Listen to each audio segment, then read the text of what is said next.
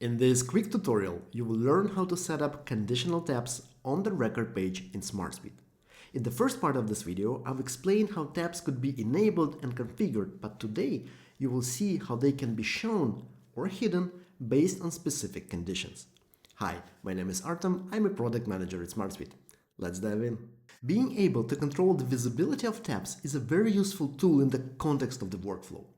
Your users don't need to see everything at once on the page. Instead, you can help them focus their attention at what matters right now.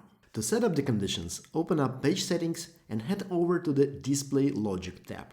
This is the new tab from which you can control visibility of tabs and sections. From here, you'll click to add a new rule. Each rule can now have a description. And if you keep those descriptions meaningful, it will be a lot easier to work with the list of rules, especially with longer lists. Okay, now we have to pick a tab and define condition or several conditions for when it should become visible. The general approach goes like this.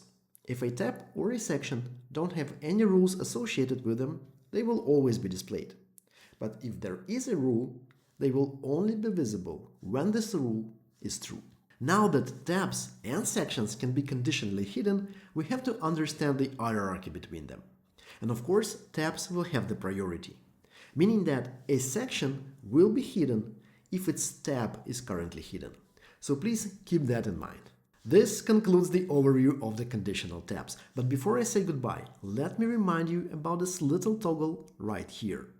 It can be used when defining conditions for tabs as well. And if you're not sure how it works, check out this next video or use a link in the description below. And I will see you in the next one. Cheers!